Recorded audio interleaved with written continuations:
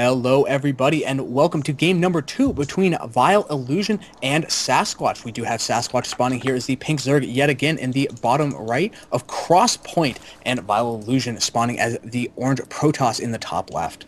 Yes, indeed, this is game number 2, as he did say. The last game, vileIllusion pulled out an excellent victory by going with some bio play, which is actually a lot like Marine King Prime's play that we've been seeing lately, especially in tournaments. He goes for just these excellent Marine Marauder compositions, and they've actually been so effective in contrast with possibly like a Marine Tank composition. They've just been, like I said, just so effective. Yeah, and we do see that vileIllusion has actually rolled Protoss this time Yes, once again indeed. because he has been playing as the the random choice and is going for what looks to be a Forge Fast expand, planting his first pylon on the low ground as his opponent is still totally in the dark actually about what his opponent is races. Yes, indeed. So we will have to see what these players do choose to do. Obviously, vileIllusion is dropping that pylon down there where his natural will be, so it's very likely that he will go for a forge fast expand. He is moving one probe down to put up a building, and will it be a forge? Oh, no, it's just, that. It is the forge indeed. This placement down in the bottom of the map of vileIllusion's probe is extremely good. It's kind of like this little ninja side alley place where it can get in and potentially cannon this expand, which is going down without first making the spawning pool. So attempting to get himself a bit of a macro advantage might actually not work out so well, as the first pylon is going down. Sasquatch might be facing cannons in his natural very soon. Oh yeah, most definitely. That is obviously what vileIllusion is going for. So Sasquatch, does he know that it's there? Has no idea. Instead says 30 centuries incoming. So just, 5 racks sweeper last game. This game is going to be a 30 century push. Unfortunately, it does seem that cheese is actually what's on vileIllusion's mind. The first cannon is being built, and the second one being built right now. Just checking the vision of Sasquatch. He still has no idea now that he's moving this drone in. He will see that the one photon cannon right near his base is about to be finished up, with the second one about halfway done. Yes, indeed. So Sasquatch actually not making any attempts to take out these cannons, and it's very likely that he will end up canceling this hatchery. He doesn't even have a spawning pool, so really I don't know what he can do against this. Yeah, the spawning pool just now finishing up. I do think he has to cancel this if he doesn't. Okay, just God, barely it was so timing. close. But as we actually, go ahead. Sorry. go ahead. Go ahead. I insist. A little bit of harassment continuing. He has the photon cannon on the low ground building, and the pylon up on the high ground for vision also starting to reach completion. Yes, indeed. So vileIllusion here will effectively cannon rush his opponent. Of course, going to drop down once again another cannon that is going to get such good attacks against the drones of Zerg. And Sasquatch saying there, "I should not have trusted you." Indeed, Sasquatch, you should not have trusted him. I really don't know why Sasquatch is continuing to mine minerals. He has a pretty big bank already and will be able to make a good number of Zergos, and he needed to start dealing with these pylons, the photon cannons, the second that he could. I don't know if he could attack them without them being counterattacked by that photon cannon on the low ground, but really just totally sacrificing his main is a very dangerous position for him to be in. He will be able to transfer to this third, but his opponent is going to be able to expand with seriously no pressure on him whatsoever. Yeah, this is just a terrible position for a Zerg player to be in. And vileIllusion actually, probably right now, I think he should go ahead and get his second base up. But instead is just chilling, making some more gateways right now. And will most likely go for a one base attack to finish out this game if he gets a good enough advantage. He is right now going for just the 2 gateways and building an additional photon cannon to protect himself against actually 2 photon cannons. He knows that he has this game pretty much in the bag so long as he does not make any major mistakes and lose to an all-in from his opponent. Though actually Sasquatch continuing to expand very aggressively. He's moving around the bottom left. He is going to need to watch out about the probe that's currently there, though. Yeah, that's actually an incredibly aggressive macro play from Sasquatch. I guess he realizes that he needs to try to get back into this game and get some kind of advantage. Obviously, he can't really get an army advantage because he doesn't have the econ. So perhaps he can get an econ advantage, and I don't know, it's going to be really dangerous. I mean, vileIllusion, like I said earlier, has those 2 gateways up right now. Both of them are making zealots, and Sasquatch does not have any kind of tech structures. And actually, does he even have a spawning pool? Am I missing that? Yeah, he does have a spawning pool. Sorry. So he does have that spawning pool that is going to be able to, well, just make Zerglings that are actually not that good against Zealots. I do think it's going to be very, very important for him to get down the Roach Warren just as fast as he can. He does have a Queen building right now and about 11 Zerglings on the field, but properly microed Zealots, particularly when there are 4 of them and even more being chronoed out, are more than capable of dealing with that number of Zerglings. And so really, without the ability of Roaches to kite against Zealots, it's going to be extremely difficult for Sasquatch to hold off this attack. Yeah, Sasquatch has a ton of minerals, and right now he's making 3 more drones and 1 more queen. What he needs is more Zerglings and more queens, not the drones, but he just needs something to defend against these Zealots. Yeah, and as these are moving into that third base, it does look... And actually, going for the lair, that's a kind of bizarre decision. I don't really know why he is trying to tech in this situation. It's very obvious that he's behind economically and militarily, so he's going to need to not be going for a tech in order to get himself out of that. And unfortunately, because of the nice position that these Zealots have gotten themselves into, the only thing that can hit them without being attacked back is that Queen. The Queen, like, trying to do her best, but all of these Zerglings have gone down, a couple more running in, and not a single Zealot has died. Yeah, finally these Zealots do look like they are going to be able to get possibly cleaned up. Wow, just killing so many drones right there, and actually 2 more Zealots moving in here.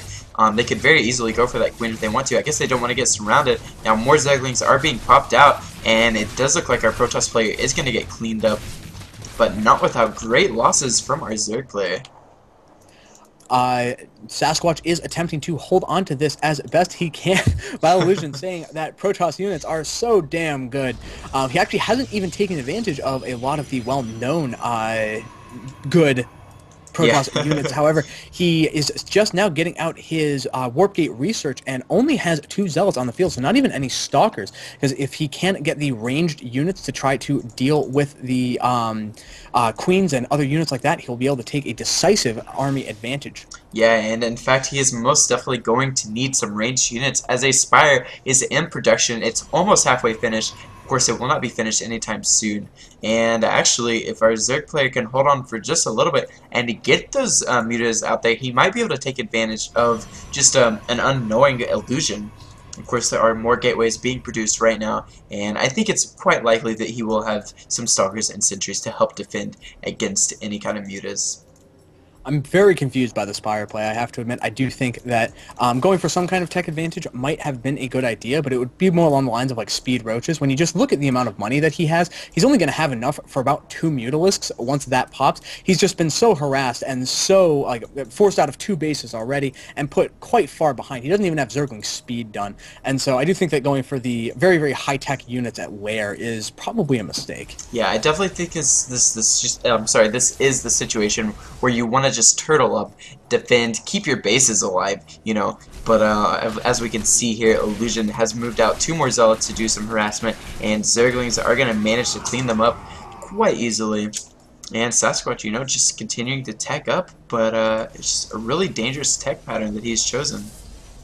Sasquatch has managed to pull a worker advantage. He's now up to 35 against just 30 of his opponent, though there are now 7 sentries and an additional Zealot coming out, and though they are going to need to deal with those 6 Mutalisks, he has been banking all of his gas for that entire time since the Spire has finished. But I do think that with just 1 or 2 warp-ins of Stalkers, assuming that Illusion can save up the money, he will be able to handle the air threat.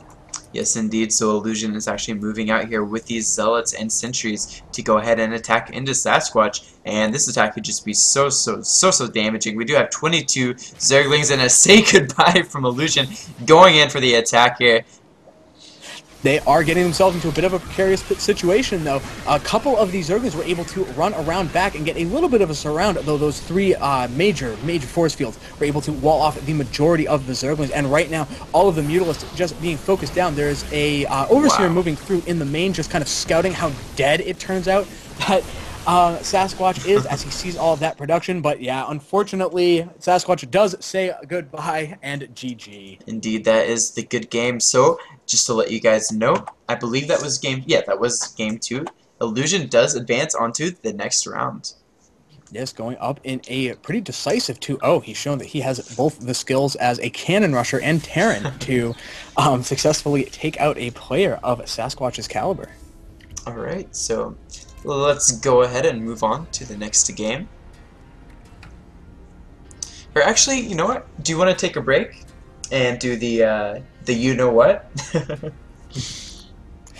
Yes, actually, I think that we can take a small break, though. Before we go to that break, I do think that we really need to show some love for our sponsors because they have Yes. shown just so much love for us. I want to give a specific shout out to Your.Pro, who is contributing to a giveaway that we're going to be doing. If you want to take part in that giveaway, go to the Twitter for FRB Grand Tourney and follow that, and we will be telling you a little bit more about that. But if you just want to get a little bit of a advantage over your opponents in this giveaway, you should head on over and just follow that Twitter thing.